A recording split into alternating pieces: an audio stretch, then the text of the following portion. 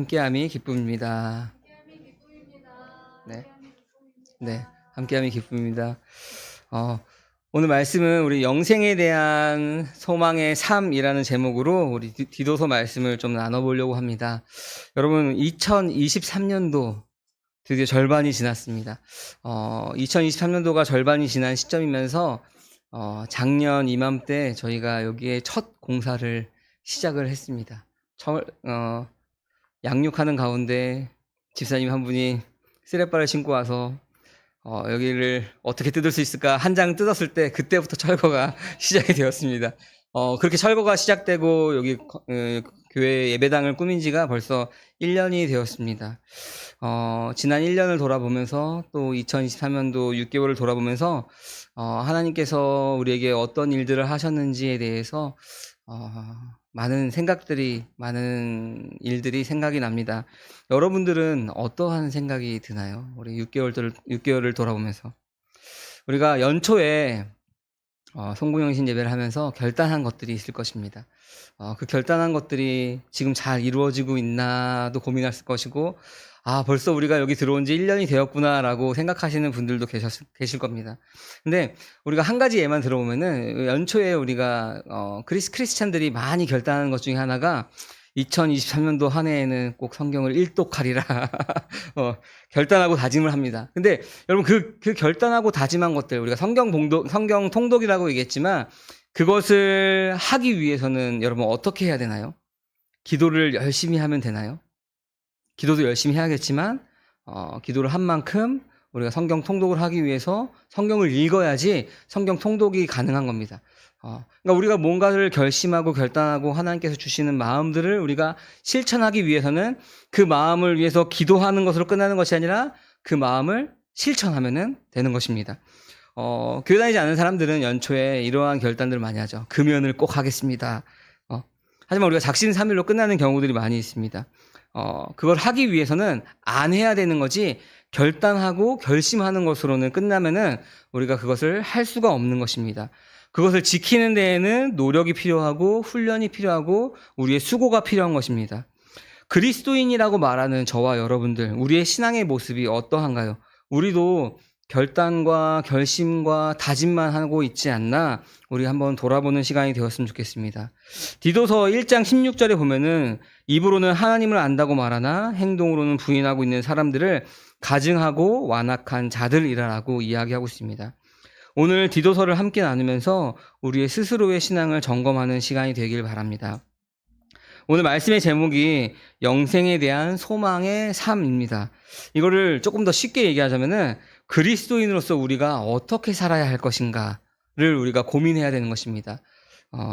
디도서에 대해서 좀 먼저 잠깐 얘기를 나눠보자면은, 디도서는 굉장히 짧은 편지입니다. 우리가 성경책을 펴보면은 디도서는 이렇게 한 장 넘기면 끝납니다. 한 장 넘기면 끝나고, 단 3장으로만 이루어집니다. 그래서 디도서를 우리가 만약에 PPT가 없이 디도서를 찾자고 하면은, 디도서를 찾다가 빌레몬서 히브리서로 넘어가고 막 그러한 경우들이 있는 것처럼 디도서는 굉장히 짧은 성경입니다. 우리가 예배가 끝나고 식사하고 마을 모임 하기 전에 디도서가 과연 무슨 내용이 있을까라고 읽어도 그 시간 안에 다 읽을 수 있는 굉장히 짧은 분량입니다. 짧은 성경이지만 많은 메시지를 담고 있습니다. 이 디도서는 우리가 그레데 섬, 오늘 새 번역에서는 크레타 섬이라고 하는 그곳에 남겨있는 디도에게 바울이 편지를 하고 있는 것입니다. 크레타 섬은 외딴 섬과도 같습니다. 이 외딴 섬과도 같고, 이 디도서는 교회사적으로 보면은 굉장히 주목받지 못했던 짧은 편지입니다. 그러나 크레타 섬이라고 하는 주목받지 못했던 외딴 섬, 그 다음에 교회사적으로 주목받지 못했던 이 짧은 성경이 오늘날 우리 이 땅 가운데 살아가고 있는, 그리스도인으로서 살아가고 있는 우리들에게 무슨 메시지를 던지고 있는지를 우리가 살펴보아야 하는 것입니다. 우리가 말씀에 들어가기 앞서서 디도서를 우리가 묵상하기 위해서 도움이 되는 3가지 질문이 있습니다. 첫 번째는 우리 교회, 우리 공동체가 건강한 리더십을 가지고 있는가? 그러면 이제 여기 말씀을 듣는 여러분들 중에 나는 리더가 아니니까 이 말씀이 나에게 상관이 없는 말씀이네 라고 생각할 수 있습니다. 하지만 리더인 저도 마찬가지고 각 부서의 리더들도 마찬가지고 그뿐만 아니라 세상 가운데 그리스도인으로서 살아가고 있는 모든 사람에게 해당하는 이야기인 것입니다. 우리가 어떻게 그리스도인으로서 교회 안과 교회 밖에서의 모습이 어떠한지에 대해서 질문하고 있는 것입니다. 두 번째는 우리 공동체가 바른 신학 위에 서 있는가 하는 것입니다. 우선 저 먼저 하나님과 저와의 사이가 바른 관계가 되어야 되고 바른 신학 위에 있는지 저 스스로 채찍질하고 점검해야 할 것입니다. 그러기 위해서 모든 성도님들이 함께 기도해 주셔야 될 것입니다. 또한 아까 말씀드렸던 각 리더들뿐이 아니라 모든 그리스도인들 한 사람 한 사람이 우리가 하나님과의 관계 안에서 올바르게 서 있는지를 우리가 점검해야 하는 것입니다. 세 번째는 우리 공동체가 교회로서의 공공의 책임을 다하고 있는지에 대해서 질문하고 있습니다. 이 말은 사회적인 참여만을 이야기하는 것이 아닙니다. 우리가 세상에서 구별되었지만 세상 속에서 살아가는 자들입니다. 이 질문을 잘 가지고 오늘 영생에 대한 소망의 삶, 그리스도인으로서 어떻게 살아갈 것인지에 대한 질문과 답을 얻기를 원합니다. 우리는 세상에서 구별된 자입니다. 그렇죠? 세상 가운데 속하였고 죄 가운데 태어났지만 우리가 그리스도께서 십자가 지심으로 그 보혈의 피를 흘림으로써 우리의 죄를 사하주시고 그 세상에서 구별된 자로서 거룩한 자로서 우리를 구별하셨습니다. 세상과 타협하지 않아도 세상을 위해서 존재하는 자들인 것입니다. 그러한 존재들이 기독교 공동체, 우리 교회라는 공동체가 유일한 공동체가 바로 그러한 공동체입니다. 세상을 살리고 섬기는 일은 세상과 구별되어 있지만 그 땅 가운데 살아가고 있는 우리만이 할 수 있는 것입니다. 이 교회로서의 공공의 책임을 다하고 있는가라고 하는 것은 그 일에 우리가 얼마나 헌신하고 있는가에 대한 이야기인 것입니다. 이 세 가지 질문을 가지고 이 물음을 가지고 디도서를 우리가 묵상한다면은 더 깊은 묵상이 될 것입니다. 이 디도라고 하는 인물은 사도 바울이 그 믿음의 아들이라고 표현하고 있는 그 사람이 있습니다. 바로 디모데와 오네시모 그리고 디도입니다. 특별히 이 세 사람 중에 디모데와 디도는 목회를 위해서 파송된 사람들입니다. 근데 디모데는 우리가 사도행전에서 보면은 많은 7번이나 등장을 하지만 이 디도에 대한 흔적들은 찾기가 쉽지 않습니다. 목회 서신 외에도 1차 전도 여행을 마치고 사도 바울이 예루살렘에 방문했을 때 함께 갔다는 흔적이 있습니다. 바로 갈라디아서 2장 3절에 헬라인 디도라고 소개하면서 그 디도에 대한 이야기가 나옵니다. 이 디도에 대한 이야기가 많이 나오지 않는 이유는 우리가 사도 바울이 몇 차 여행까지 했죠? 1차, 2차, 3차 여행까지 했고 우리가 로마로 압송되어 가는 그 상황을 4차 여행이라고 표현합니다.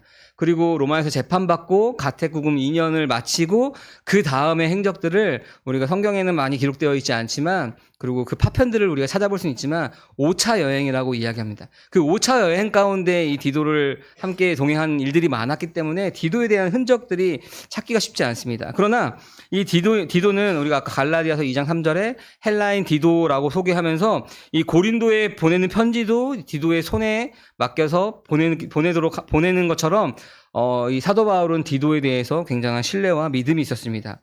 그래서 바울은 디도를 통해서 뭐라고 얘기하냐면은 동료요, 동역자요, 교회의 사자요, 그리스도의 영광이다라고 칭할 만큼 그 둘의 사이는 각별한 상황이었습니다.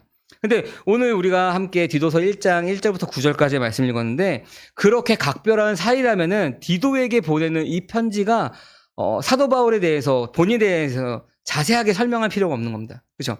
그냥 디도야 나 바울이야. 너가 지금 이러한 일들이 있지. 이거는 이렇게 하면 좋겠어라고 편지를 해야 되는데 그렇게 하지 않고 사도 바울은 디도에게 보내는 이 편지에서 하나님의 종이요 예수 그리스도의 사도인 나 바울은 이라면서 장황하게 설명하고 있습니다.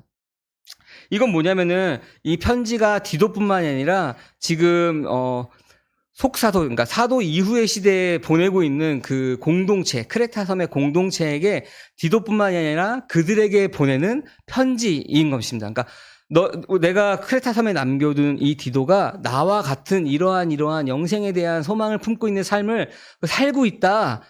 그러면서 그 디도의 리더십을 세우기 위해서 꼭 필요한 말들을 디도서 처음에 이야기하는 것입니다.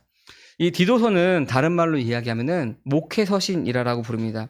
이 목회서신들의 특징을 보면은 제가 이런 이야기를 하는 이유가 우리가 디도서를 좀 잘 이해하기 위해서 하는 건데 이 목회서신들의 특징을 보면은 사도의 시대가 끝나고 그 다음 세대를 위한 가르침을 담고 있습니다. 사도 시대가 끝나고 교회가 점점점 커지면서 조직화가 되었습니다. 그러니 이 교회 안에 건전한 교훈과 질서가 필요한 것입니다. 무엇보다 초대교회에 발생했던 거짓 교훈과 그것을 주장하는 이단들이 생기기 시작했습니다. 그러기 때문에 그 안에서 건전한 교훈과 질서가 필요했기 때문에 이 디도서, 디모데 전후서를 목회서신이다라고 부르는 겁니다. 근데 이단도 생기고 박해도 생겼으니까 굉장히 큰일이 난 것 같지만 그 일들로 인해서 하나님께서 무엇을 하시냐면은 교회 안에 사도 이후의 시대 안에 바른 교훈을 세우고 교회를 세워가는 질서들을 세우는 일들이 그 박해 가운데 생기게 된 것입니다. 우리 가운데 항상 어려움은 다가오게 되어 있습니다. 개인적으로 또 가정적으로 교회적으로 항상 어려움과 그 시험은 언제나 있습니다. 이것이 없이 우리가 그리스도인이 되고 우리가 교회 공동체로 모였을 때 아무런 문제 없이 정말 천국을 즐기는 것처럼 이 안에서 그러한 모습이 나타나면 좋지만 개인적으로도 그렇고 가정적으로도 그렇고 교회 안에서도 그렇고 항상 그 문제들은 발생하게 됩니다.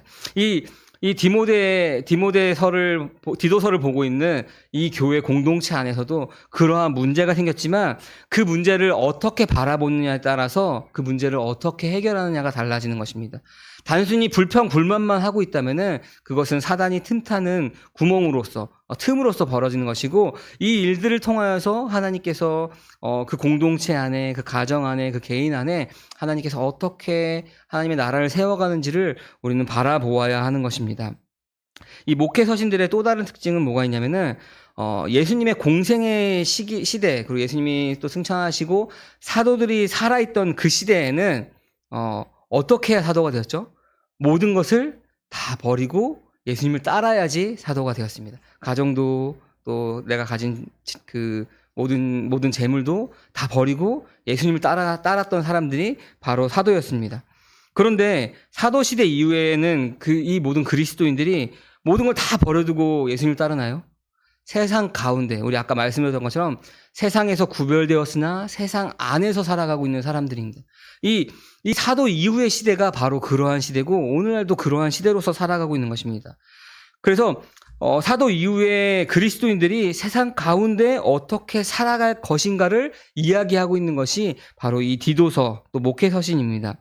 우리는 이미 예수 그리스도의 십자가 지심으로 이미 임하였지만 아직 임하지 않은 완성되지 않은 하나님 나라 가운데 우리의 시민권이 하늘 나라 가운데 있는 사람으로서 살아가고 있습니다. 그러나 우리의 두 발은 이 땅 가운데 디디고 있기 때문에 우리는 어떻게 그리스도인들이 어떻게 이 땅 가운데 살아갈 것인가 이 목회서신은 그 이야기들을 하고 있는 것입니다. 다른 말로 하면은 오늘 말씀의 제목인 영생에 대한 소망의 삶을 여러분 어떻게 살고 있습니까? 라고 하는 질문인 것입니다. 여러분 우리가 이 물병이 있는데 이 물컵 안에 지저분한 막 이물질이 담겨 있습니다. 그리고 컵도 지저분해요. 근데 이 깨끗한 물을 제가 마시고 싶으면은 이거를 컵으로 어떻게 해야 될까요? 겉에를 열심히 닦고 막 온갖 세제들을 다 사용해서 겉에를 깨끗하게 닦아도 이 안에 있는 물은 깨끗해지지 않습니다. 근데 이 안에 있는 물을 깨끗하게 만들려면 어떻게 해야 되죠? 겉에가 더럽더라도 이 안에를 씻어내면 된다. 물을 버리고 씻어내면 되는 것입니다. 그러면 우리가 깨끗한 물을 마실 수 있는 것입니다. 우리의 신앙생활도 마찬가지입니다. 외적인 공격, 외부적인 상황에 그것을 해결하기 위해서 우리가 급급하고 그것을 집중하는 것이 아니라 나를 단련해야 되는 것입니다. 그래서 오늘 디도서의 말씀에서도 그 이단들이 공격할 때 거짓 교훈들이 있을 때 우리가 아까 1장 16절의 말씀처럼 보여주는 신앙, 입으로만 하는 신앙을 가지고 있는 사람들은 그 공격에 당할 수밖에 없는 것입니다. 그러나 내가 진짜이면은 당하지 않는 것입니다.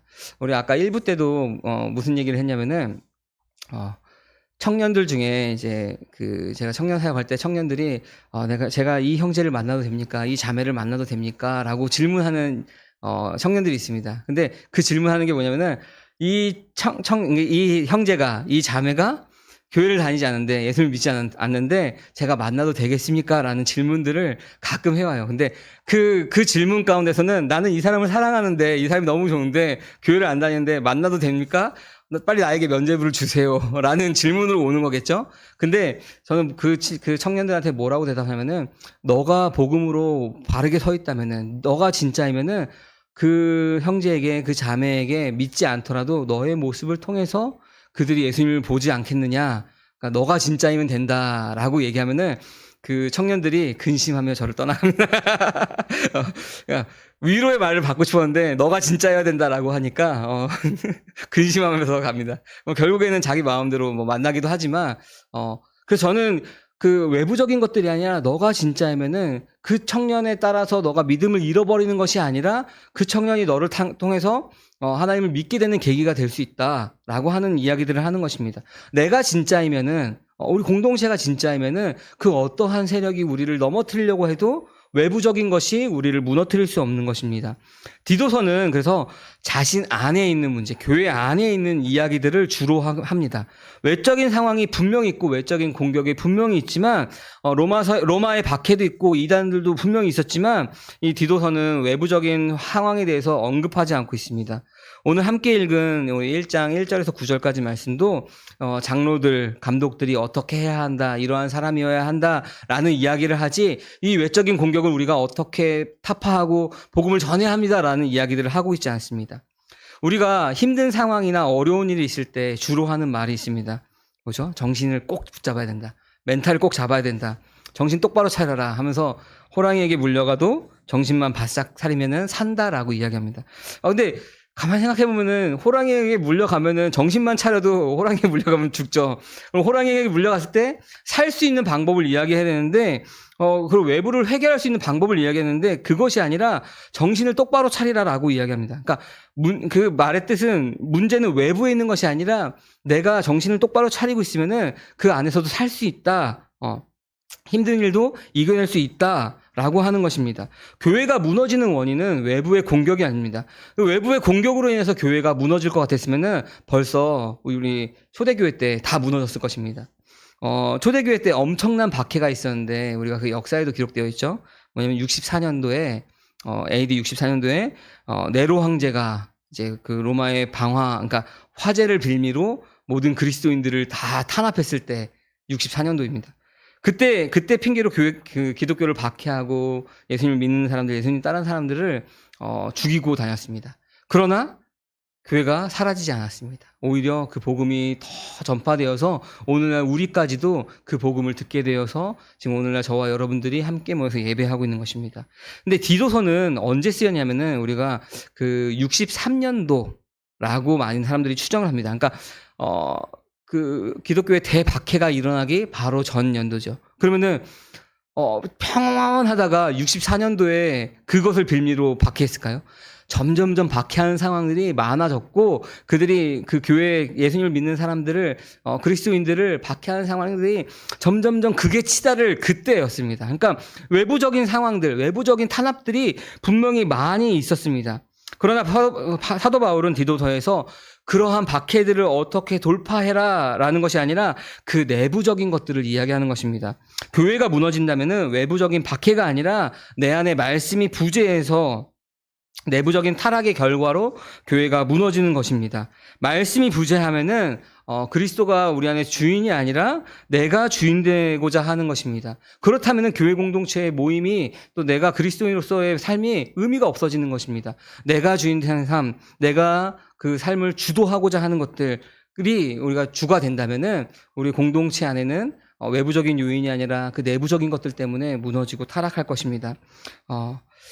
자기가 주인된 곳에는 예수님이 없습니다. 우리 개인의 삶에 또한 가정의 교회에 내가 주인된 것이 아니라 주님이 주인이시면 되는 것입니다. 내가 주인된 삶은 이 땅에서 이 땅의 지배를 받으면서 살아갈 수밖에 없습니다. 그러나 주님이 주인이시면은 우리가 오늘 말씀에 우리 제목에도 나왔지만 영생의 삶을 살아가는 것입니다.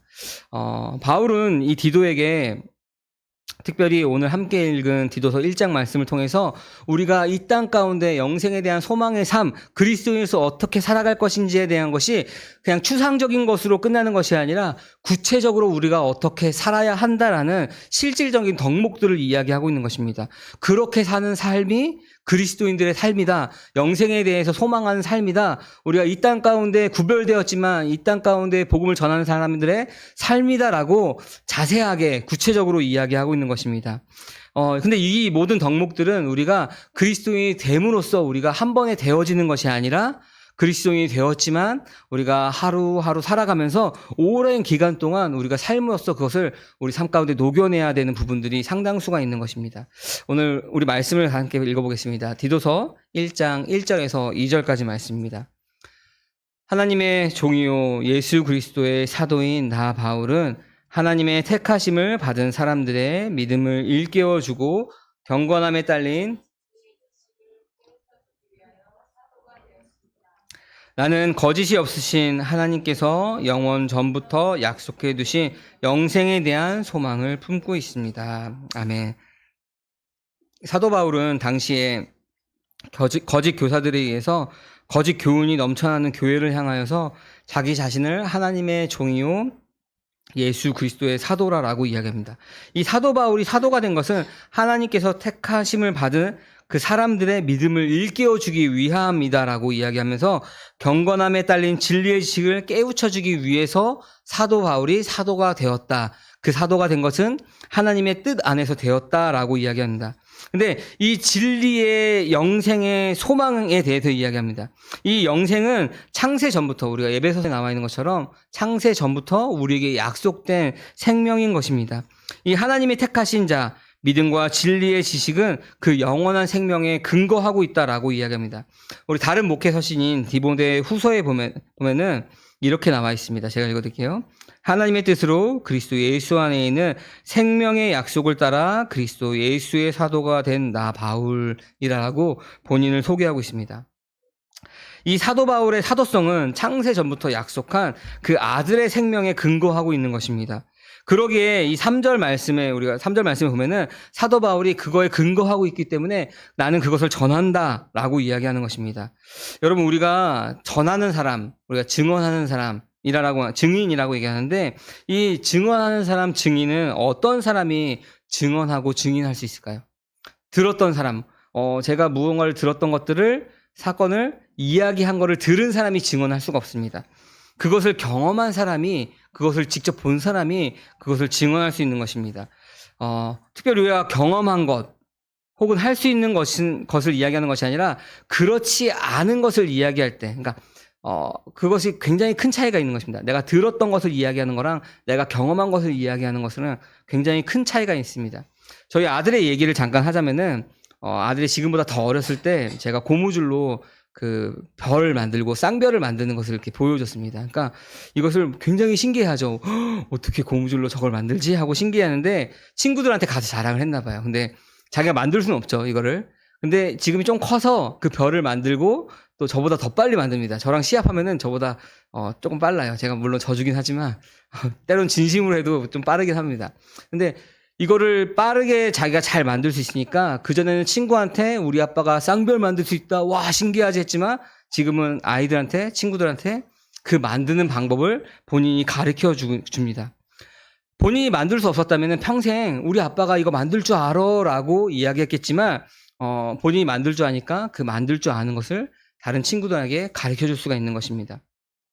우리의 신앙도 내가 말씀으로 경험한 것이 있어야 하는 것입니다. 특별히 우리의 죄의 문제가 해결되어 나의 존재가 바뀌는 경험이 있어야 하는 것입니다. 내 모습 이대로 사랑하시는 그 주님을 우리가 경험해야 하는 것입니다. 나의 옛사람이 죽고 새로운 피조물이 되는 경험을 우리가 해야 하는 것입니다. 그래야 우리가 그 말씀을 증언할 수 있는 것입니다. 우리 3절 말씀 같이 한번 읽어볼까요? 하나님께서는 제때가 되었을 때 하나님의 약속의 말씀을 사도들의 선포를 통하여 드러내셨습니다. 나는 우리의 구주이신 하나님의 명령을 따라 이것을 선포하는 임무를 맡았습니다. 아멘. 그 영생의 삶을 살고 있는 사람들은 그 선포하는 것을 그 임무를 맡았다라고 합니다. 바울은 디모데 후서에서는 이 똑같은 말을 이렇게 이야기하고 있습니다. 우리 디모데 후서 1장 9절에서 10절 같이 한번 읽어볼까요? 하나님께서 우리를 구원해 주시고 거룩한 부르심으로 불러주셨습니다.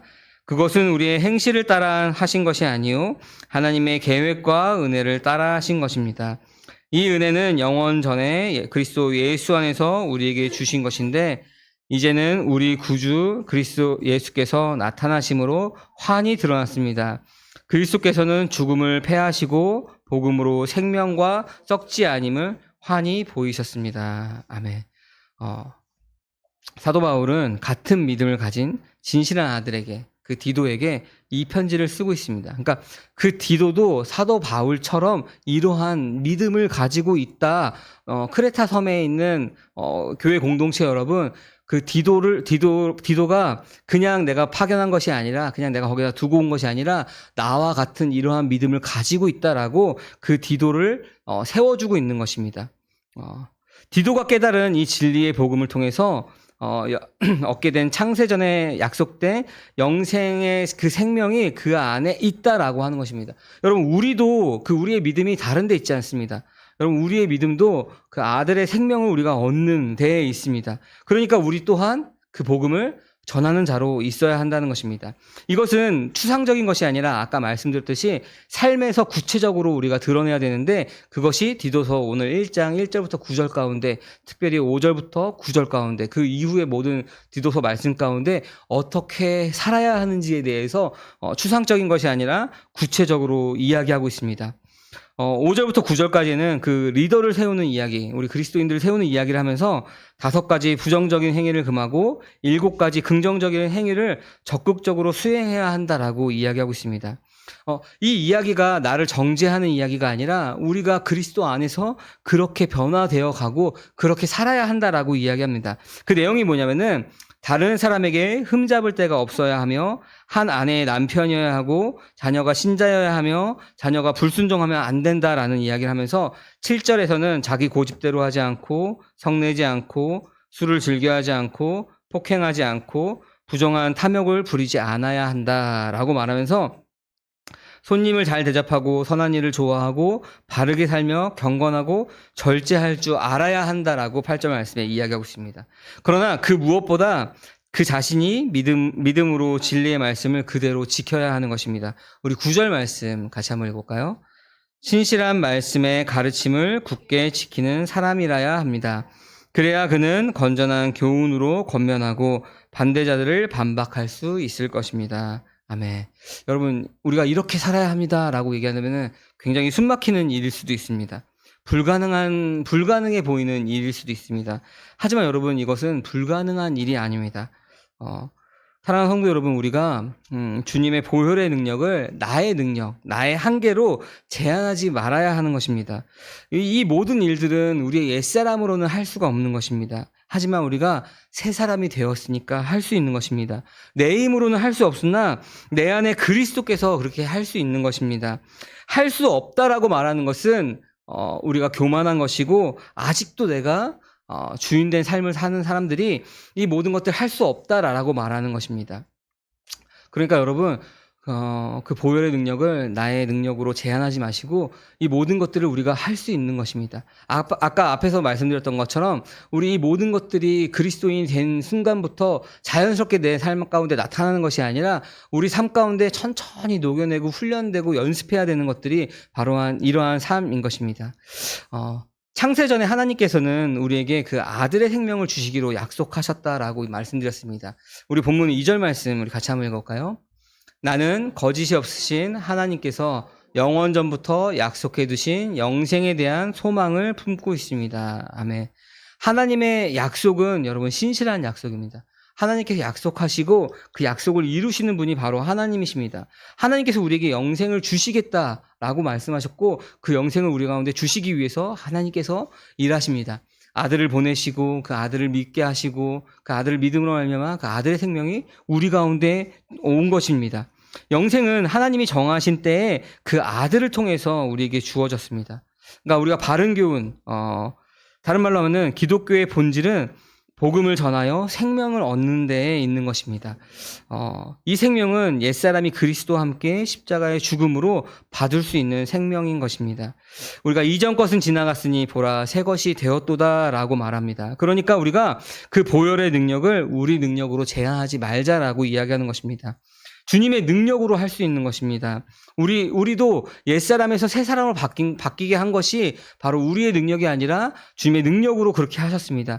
우리가 이 땅 가운데 그 영생의 소망의 삶을 살 수 있는 그 일들도 나의 힘으로 하는 것이 아니라 내 안에 계신 그리스도께서 할 수 있는 것이기 때문에 우리가 그 보혈의 능력을 나의 힘으로 제한하지 않기를 바랍니다.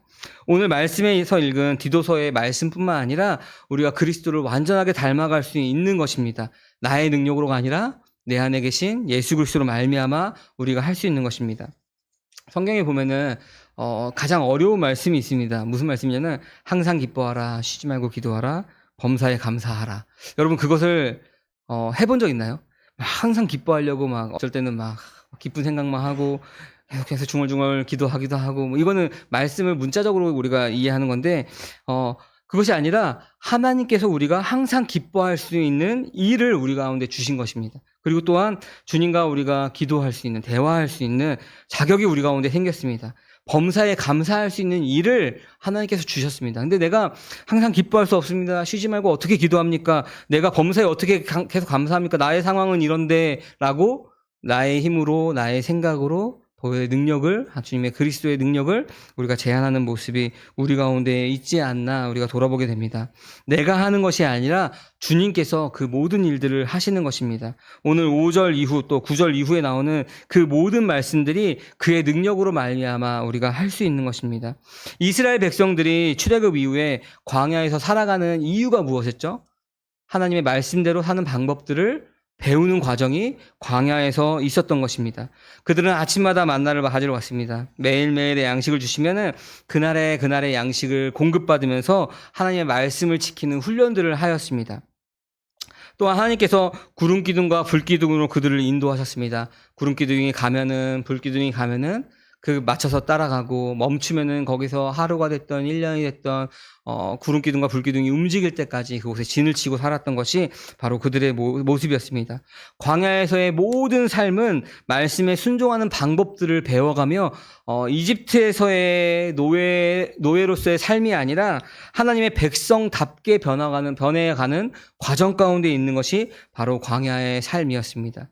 여러분 우리도 새로운 피조물이 되었지만 우리가 바뀌기 위해서는 자연스럽게 되는 것이 아니라 훈련이 필요한 것입니다. 전에 살던 방식, 옛사람에서 살던 방식에서 벗어나는 우리의 노력과 훈련이 필요한 것입니다. 주변의 상황, 환경을 보는 것이 아니라 내 안에 살아계신 예수 그리스도를 바라보므로 그렇게 살기 위해서 힘을 달라라고 우리는 기도하며 그렇게 실천해야 하는 것입니다. 그렇게 살아간다면은 우리가 하루하루의 삶이 그냥 의미 없이 흩어져 버리는 것이 아니라 하나님 앞에서 그 한 걸음 한 걸음이 쌓여가는 것입니다. 1년, 2년, 10년 지나면은 우리 가운데 하나님께서 우리를 성화되어 가는 삶 가운데 그리스도를 닮아가는 삶 가운데 우리를 인도하셨구나라는 것들을 우리는 바라보게 될 것입니다. 우리 16절 한 번만 더 읽어볼까요? 그들은 입으로 하나님을 안다고 말하지만 행동으로는 부인하고 있습니다. 그들은 가증하고 완고한 자들이어서 전혀 선한 일을 하지 못합니다. 아멘. 바로 크레타 섬에 있는, 그레데 섬에 있는 사람들에 대한 이야기입니다. 외적인 환경을 바라보는 것이 아니라 내 안에 살아계시는 주님을 바라봄으로써 우리가 입술의 고백, 입술의 믿음이 아니라 우리 삶으로 증언하는 함께하는 교회의 모든 성도님들 되시기를 소망합니다. 아멘. 우리 이 시간 우리 잠깐 반주해 주시면은 우리 오늘 들은 말씀을 통해서 함께 기도하기 원합니다.